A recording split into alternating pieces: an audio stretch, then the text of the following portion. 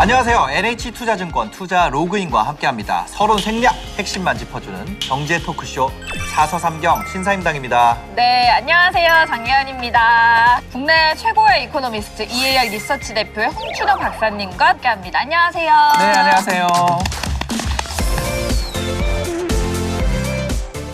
희망이 없잖아요, 여러분. 맞아요. 조금만 돈 모이면 주식하러 들어가셔서 단타 치고 치킨 드셨잖아요. 지금 너무 내 얘기하다. 참 금수저로 점점 진화해 나가요. 제발. 언제 그럼 퇴사할 수 있는지 이제 결정이 됐죠? 바로 투자해야지만 살아남을 수 있는 0% 금리 시대입니다. 하지만 무작정 달려들었다가는 큰 코 다치기 십상이죠. 오늘은 성투, 성공 투자를 위한 필살 공략, 돈의 흐름을 읽는 법을 알려드리겠습니다. 아니, 남들 다 하는데 나도 좀 해야겠다라는 마음으로. 제가 주식을 안 해가지고. 그러니까 왜 안 하세요? 예? 잘 몰라서 너무 어려워요. 그래요? 100번 설명 듣는 것보다 한 번 투자해보는 게 저는 아니, 그거를 파악하는데 쉽더라고요. 하고 계신가 봐요. 저는 하고 있죠. 미러도 보고 해야 빨리 파악이 되더라고요.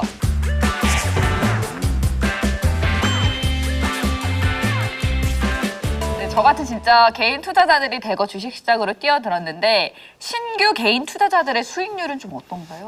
예, 대단히 부진합니다. 지난해 3월부터 10월 사이 와 주식시장이 30% 이상 급등하던 그 바닥에서 새로 계좌를 열었던 동학개미들의 수익률을 봤더니 5% 정도.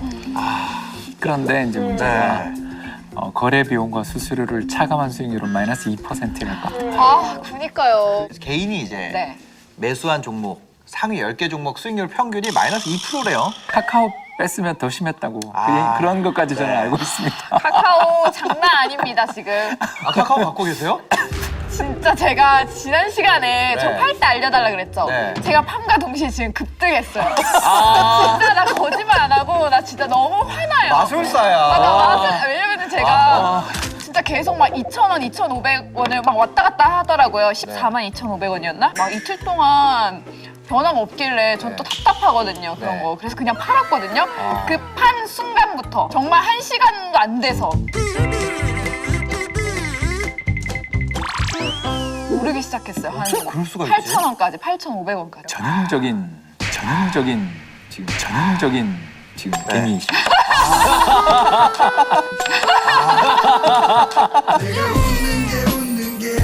이렇게 수익률이 떨어지는 이유가 뭘까요? 두 가지인데 네.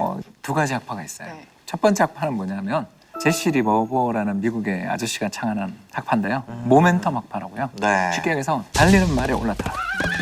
주도주를 잡아라.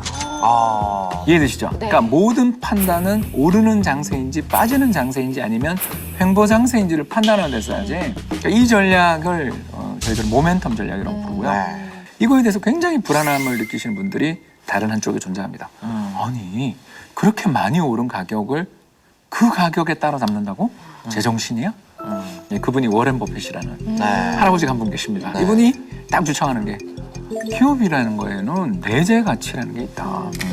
기업의 내재 가치가 10,000원인데 10,000원 이하로 시장이 패닉에 빠졌을 때 떨어졌을 때 7,000원에 사는 것 그게 투자다. 그리고 다시 10,000원이 올 때까지 기다려라. 그래서 그분이 항상 하는 이야기가 뭐냐면 내가 이걸 평생을 두고서 가져갈 거라고 생각되지 않는 종목은 단 한시라도 보유하지 말라.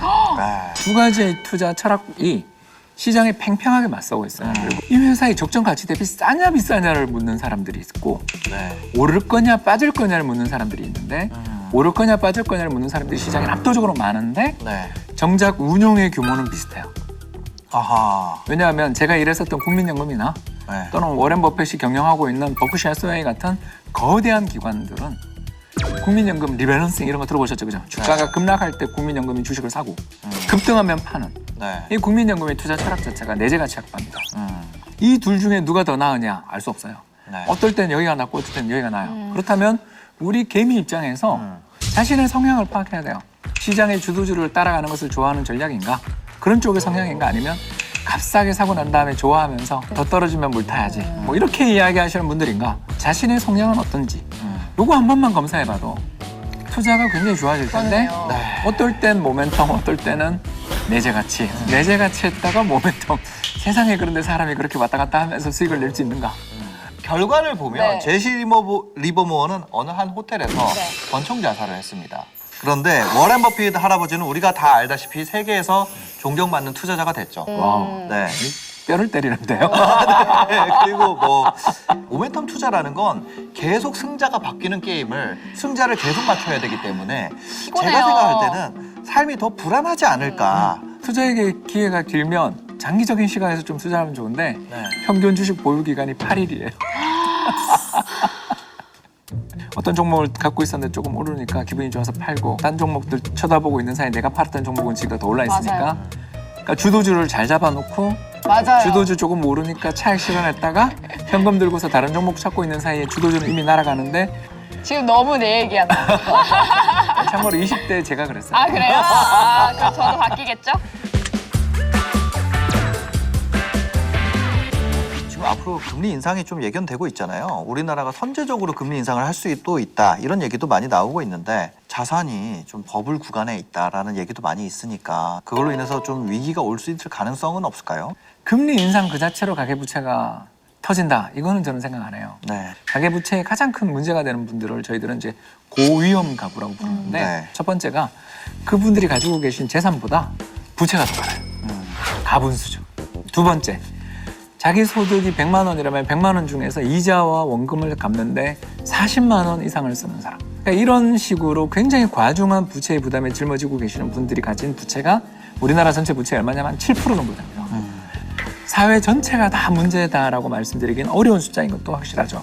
그러면 이 사람들이 언제 터질까? 지금처럼 경기 회복에 대한 기대가 높고 수출이 잘 될 때는 부채 문제 잘 안 터져요. 근데 언제가 문제냐면 우리는 채찍의 끝에 있잖아요. 갑자기 이렇게 이런 일은 없어야 되는데 새로운 무슨 XX 변종 바이러스가 나와서 또 락다운 들어갔다. 이렇게 될 때가 그 문제 위기가 터지는 시기가 될 수 있는 거죠. 지금의 금리 인상 때는 터진다가 아니라 금리가 막 인상하고 있는데 위기가 오면 이건 대책이 없잖아요. 그래서 한국은행은 그런 시기가 오기 전에 미리 예방주사를 놓으려고 금리를 인상하는 거죠. 한국의 모습이 20년 전 일본의 경제 위기 때와 비슷하다 이런 의견이 있거든요. 예, 걱정할 만하긴 해요. 왜 그러냐면 일단 부채가 좀 빨리 늘었어요. 네. 코로나 팬데믹 속에서 그러면 뭐 대출을 안 해주면 이건 더 큰일 나니까 어쩔 수 없이 대출을 많이 늘린 면이 있었고 또 부동산에 또 투자하신 분들도 많고 해서 자산 가치도 급등했고 네. 이런 연유로 우리나라가 1989년이나 90년 일본형 복합불황으로 들어갈 수 있다는 외형적인 조건은 비슷한 것 같아요. 근데 이제 두 가지 면의 차이가 있다는 것도 조금 부언을 하고 싶은데 일본은 GDP에서 수출 비중이 그때 10%였어요. 완전 내수 국가입니다. 네. 근데 한국은 GDP에서 50에서 60%가 수출이죠. 네. 그러니까 무슨 말이냐 하면 일본은 내수 경기가 한번 나빠지기 시작하는 순간 그걸 어떻게 회복시키는 게 되게 어려웠는데 우리는 부동산 시장이 좀 어려워지고 주식 시장이 어려워져서 가계부채 문제가 터질 때 환율도 좀 상승하고 수출 경기만 돌아서면 또 언제 그랬냐는 듯이 회복될 여력이 있는 네. 왜냐하면 해외에서 에너지가 오는 나라입니다. 네네네. 두 번째가 그때 일본 중앙은행이 그 부동산 시장을 거품을 터뜨릴 때 금리가 얼마였냐면요 6%였어요. 네. 근데 지금 우리나라 금리 얼마죠? 0.5예요. 네. 여기서 뭐 가장 많이 올려봐야 2%? 2%도 굉장히 많이 올리는 것 같이 네. 느껴집니다. 현재 우리나라 금리 수준이 너무 낮다 보니 오르긴 오르더라도 그게 90년 일본처럼 그렇게 막 극단적인 수준까지 가겠는가? 이런 부분들에 대해서 본다면 우리는 그래도 일본이랑 비슷한 점도 분명 있지만 차이점도 못지않게 있다는 것은 말씀을 드리고 싶네요. 네.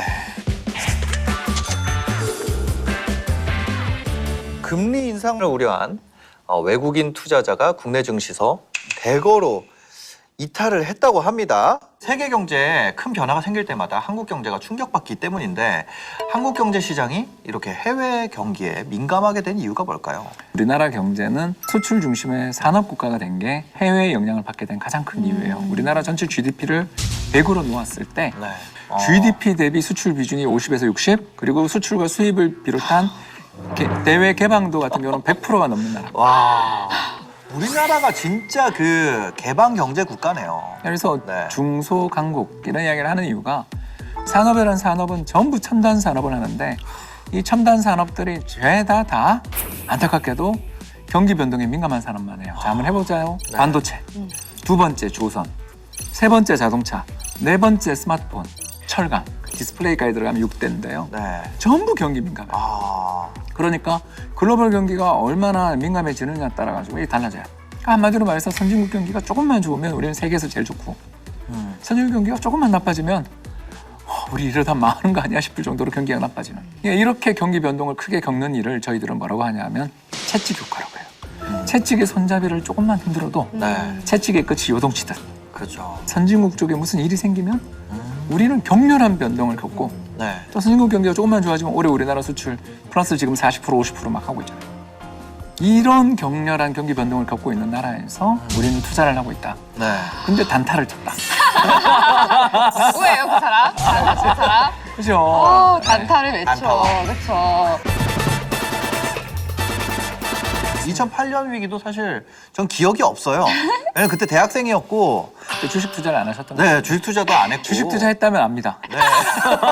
근데 이제 그때도 저 그냥 차트를 보면 환율 변동이 엄청나게 컸어요. 네, 600원 올랐습니다. 네. 최근으로 올수록 그 변동폭이 98년 위기 때보다 2008년 위기가 더 변동폭이 적고 요 크기가 점점 작아지고 있거든요. 네, 그건 좋은 일이죠. 네. 왜 그러냐면 우리나라가 외환보유고가 많아가지고. 아, 점점 늘어나고 있구나. 예, 4천억 달러 네. 넘어서 있고요. 근데 외환보유고만 보시면 안 되고요. 네. 국민연금에 해외 투자하는 규모가 2천억 달러 정도 되고요. 그러니까 국민연금이 800조 넘어섰잖아요. 네. 800조 중에 3분의 1을 해외 투자하거든요. 250조, 300조 가까이 되는 것 중에 네. 달러 보유만 2천억 달러가 넘어요.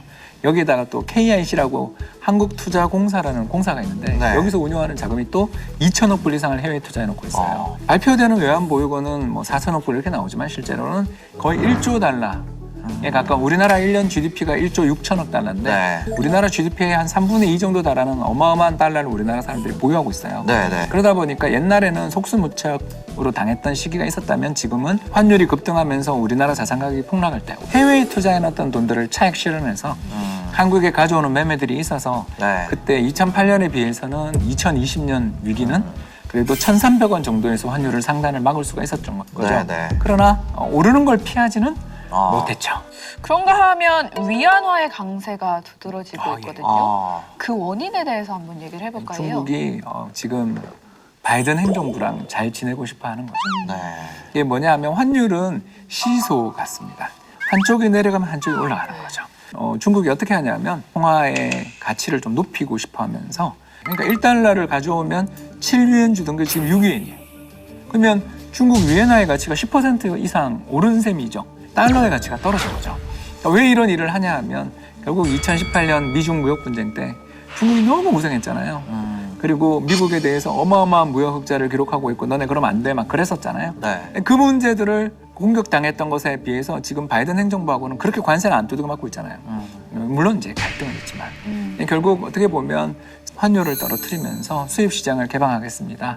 그리고 우리 예전처럼 그렇게 어마어마한 무역 흑자를 일으킬 생각은 없어요. 라는 좀 일종의 어떻게 보면 화해의 제스처 이런 네. 면이 있다고 볼 수 있겠습니다. 이야기 나온 김에 조금 더 이야기하자면 그래서 우리나라 사람들 입장에서 중국 주식에 아주 비중을 높일 필요가 있는가에 대해서 고민을 하는 거죠. 왜냐하면 중국이나 우리나 다 내수 시장 요만하고 전부 수출로 먹고 사는 나라고 채찍의 끝에 있는 나라라는 건 똑같고 그냥 좋은 회사 예를 들어서 마오타이다 텐센트다 이런 회사 공부 열심히 해서 종목별 투자하는 것은 저는 찬성합니다만 너무 많이 투자는 안 했으면 좋겠어요. 위안화가 강세가 되다 보니까 네. 우리나라의 최대 교육국이 중국이잖아요. 그렇습니다. 그러니까 원화도 따라서 강세로 가고 있는 것 같아요. 그러니까요. 그러면 이런 원화 강세가 계속되면 우리 경제 안 좋은 거 아닌가요? 이 좋은 면, 나쁜 면이 다 이제 존재하는 것 같아요. 일단 첫 번째 좋은 면은 수입 물가가 떨어지게 되니까 그에 따라서 우리나라 물가가 안정된 면이 있고 우리나라 금리도 낮았죠. 네. 근데 이제 나쁜 점은 우리 수출 기업들 경쟁력, 환율만 오르면 일단 우리 원화의 환전한 가격은 좋으니까 아무래도 환율이 조금씩 떨어지게 되는 시기가 출현하게 되면 수출 기업들의 경쟁력은 좀 약해지는 면은 있는데 네. 차량용 반도체 문제에다가 배가 부족하나 이런 여러 가지 이야기들이 들리고 있는 중이라서 당장은 영향이 없는데 환율이 계속 떨어지면 결국은 수출 기업의 경쟁력이 약해지며 네. 수출을 포기하는 기업들도 나오게 될 수 있다는 건 알아두시면 좋겠습니다.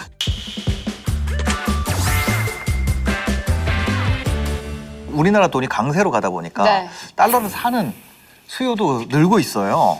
앞으로 이런 달러의 보유를 개인이 늘리는 거 좀 긍정적인 방향으로 볼 예, 수 저는 있을까요? 뭐 네. 제가 그 사람 중에 하나라서. 아, 지금 진짜요? 사고 계세요? 달러를 예, 사고 예, 계세요? 예. 흘러간 5월 기준으로 해서 우리나라 사람들이 미국 달러를 들고 있는 외화예금이 얼마냐면 820억 불. 아, 그러니까 외환보유고 4천억 불에 국민연금 네. 2천억 불, 한국투자공사 2천억에서 3천억 불에 있어 외화예금까지 거의 네. 1천억 불을. 개인이. 예, 한국 사람들은 네. 엄청 돈 많아요. 어, 이 투자의 묘리가 달러에 있거든요. 왜요, 왜요? 이제 한번 해볼게요. 네. 자, 시작합니다. 제가 이제 주식 안 사고 달러 살려고요. 귀가 그냥 아니. 들어보면 마음의 결정. 예, 알겠습니다. 장현 아나운서님의 말씀을 들으면서 갑자기 약간 기분이 좋아졌어요. 네. 그래요. 한 명 더 이렇게 이 세계로 끌어들였거든요. 자, 이제 시작을 해보겠습니다. 제가 네. 이제 그냥 1억 원의 자산을 이제 종잣돈을 모아가지고 가지고 있습니다. 계산을 편하게 하기 위해서 1달러에 지금 1,000원이라고 가정을 하면 그리고 10만 달러로 환전을 해서 예금을 넣어놨는데 2018년 같은 경우에 북미 정상회담하고 그럴 때 네. 환율 우리 1,000원 막 그랬죠. 그죠, 그죠. 싱가포르 회담 네, 때 1,000원이었던 맞습니다. 게 작년 3월에 1,300원 1,300원까지 30%가 올랐죠. 네. 가정이에요. 네. 30% 오르면 이분의 돈은 그냥 10만 불로 있지만 원화 기준은 1억 그러니까 3천 1억 원. 3천이 된 거죠. 네. 근데 환율이 급등하는 이유가 아까 뭐였죠? 외국인이 팔고 나가서 급등했죠. 네. 이걸 잊으면 안 돼요. 국내 자산 가격은 그만큼 떨어져 있죠. 떨어졌죠. 그랬더니 네. 주식시장을 딱 왔더니 종합주가지수가 1,400이야. 너무 싼 것 같아. 네. 생각을 했어요. 그래서 이분은 내가 1억을 넣었는데 1억 3천이 됐으니까 벌어들인 3천만 원만 난 주식을 사자. 우리나라에서 제일 좋은 회사가 어디야? 1번부터 5번까지 샀어요. 네. 그리고 사고 난 다음에 딱 1년이 지나서 지금 보니까 다 2배가 났죠. 자, 6천만 원이 되고 난 다음에 지금 환율을 딱 보니까 가정입니다. 네. 다시 1,000원이 돼 있어요. 달러 자산은 그대로죠. 네. 왜냐하면 차익만 실어냈고 환율은 그죠, 그냥 그죠. 그대로 움직여버렸으니까. 그 돈을 다시 여기 우리나라에서 2배로 불린 돈을 다시 달러를 사기 시작했어요. 그러면 얼마를 살 수 있어요? 6만 불을 살 수 있겠죠. 그죠. 네. 예, 이런 식의 매매를 반복하는데 그렇다면 나 여윳돈 있는 걸 그냥 은행 우리나라 원화로 은행 놔두는 것보다 2020년처럼 환율이 급등할 수도 있으니까 그때를 대비해서 보험 삼아 달러를 좀 사두자라는 수요들이 최근에 늘어나고 있다고 볼 수 있는 거죠. 아하. 요즘에 이제 1,100원대잖아요. 여전히 사기에 매력적인 구간인가요? 저는 사고 있습니다. 아하. 그 장혜원 아나운서한테 하나 팁을 드리자면 한 방에 다 사지 말자. 분할 매수, 분할 매도가 답이다. 이게 개미 투자자들 특히 2030에게 제가 추천하고 싶은 이유가 손해를 안 봐요. 아, 이번에 나 적금 만기가 언제 들어오네. 예를 들어서 주식에 투자해놨는데 배당이 들어오고 근데 이렇게 돈이 들어오는 걸 갖다가 그때마다 환율이 예를 들어서 저 같은 경우는 한 1,200원이나 1,150원 밑에서는 달러를 좀 사는 편이거든요. 그런 식으로 꾸준히 누적적인 매매를 하다 보면 언젠가 바닥을 잡고 또 환율이 급등했을 때도 한 200원 오른 다음부터 저는 팔아서 그때부터 가장 그때 많이 빠진 자산 주식이면 주식, 부동산이면 부동산이 많이 빠져 있을 거 아니에요. 네. 그럴 때 그걸 사나가는 전략을 말씀을 좀 드리고 싶어요. 아, 이게 환율 스위칭 전략인가요? 그렇죠. 아하. 달러 자산을 보유하면 좋은 점이 첫 번째 아까 위기에 강하니까 원금의 손실 가능성이 거의 없고 두 번째가 뭐냐면 투자하면서 자꾸 실패한 경험을 쌓으면 흑수저가 되는 거고 투자에 조금이라도 한 번씩 벌면서 시작을 하면 금수저로 점점 진화해 나가요. 성공의 경험을 조금씩만 쌓아가다 보면 멘탈 금수저가 돼서 점점 굴리는 돈이 지수 커브처럼 커지는 거예요. 그 방금 말씀해주신 환율 스위칭 그 전략도 흥미로운데 그러니까 이거 말고는 또 다른 전략은 없을까요? 예, 있죠. 이제 자산이 좀 쌓였어요. 음. 2015년에 이제 제가 잘 다니던 기관을 그만두고 민간으로 나올 때였습니다. 아무튼 외화예금을 좀 두둑하게 갖고 있었어요. 그런데 그때 운이 좋아서 환율이 급등했는데 이제 그 환율이 급등했던 이유가 뭐냐면 중국에서 이제 문제가 생겼죠. 위에나 환투기라고 아주 유명한 사건이 있었습니다. 달러를 딱 들고 나왔는데 그때 보니까 주식시장이 별로 안 빠졌어요. 네. 그럴 때가 종종 있거든요. 꼭 다 빠지라는 법은 없잖아요. 네, 네. 자, 그렇게 되니까 제가 고민을 하고 있는데 이제 집에서 상의를 하던 와이프랑 오빠 우리 집을 사자. 네. 그래서 2015년에 여의도에 출근을 하는데 지나다니고 역을 다닐 때마다 지나다니는 분들이 계속 저를 잡잖아요. 저기 모델하우스 가서 이것만 보면 이런 선물을 준다고. 하고 불려가서 아무 생각 없이 미분양 아파트를 하나 덜컥 샀거든요. 그러고 난 다음에 집에 와서 잠이 안 오더라고요. 왜냐하면 제가 가지고 있는 모든 현금을 탁 털어서 샀으니까. 네. 하우스푸어 사태의 최절정의 집을 산 이유가 뭐냐면 제가 근로소득이 있을 때였잖아요. 어떨 때 이 달러 스위칭 전략을 하면 좋으냐면 근로소득이 기대되는 시기에는 이 전략은 위험하고 무섭지만 해볼 만한 전략이었던 거잖아요. 지금까지 이야기를 보시면 네. 손해보지 않고 이익을 본 다음에 가장 값싼 자산을 사는, 야, 그래도 내 번 걸로 투자하고 내가 그래도 이번에 월급이 조금 오르는데 라며 버티는 거잖아요. 근데 50, 60 넘어서 근로소득이 이제 없는데 이런 전략 할 수 있겠어요? 올인해야 되는데 못한다는 거죠. 그런 분들한테는 투자의 자산을 4개로 나누자. 즉 미국 국채, 미국 주식, 한국 국채, 한국 주식으로 투자를 하게 되면 네. 작년에 국민연금이 한 9% 정도 수익이 났을 거예요.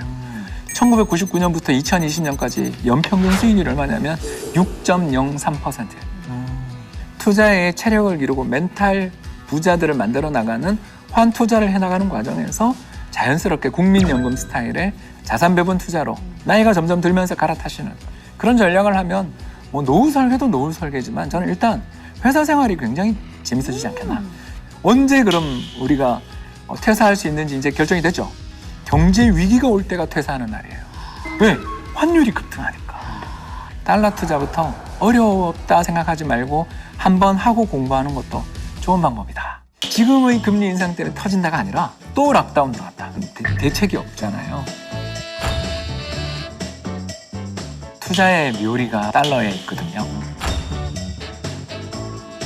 환율 스위칭 전략인가요? 국민연금 스타일의 자산 배분 투자로. 지금까지 돈의 흐름을 읽는 법에 대해서 알아봤습니다. 네, 우리 구독자분들이 모두 성투할 수 있기를 바라고요. 그리고 다음 주에도 서로는 생략하고 핵심을 쏙쏙 알려드리는 컨텐츠로 찾아오도록 하겠습니다. 시청해주셔서 감사합니다. 행복한 하루 되세요.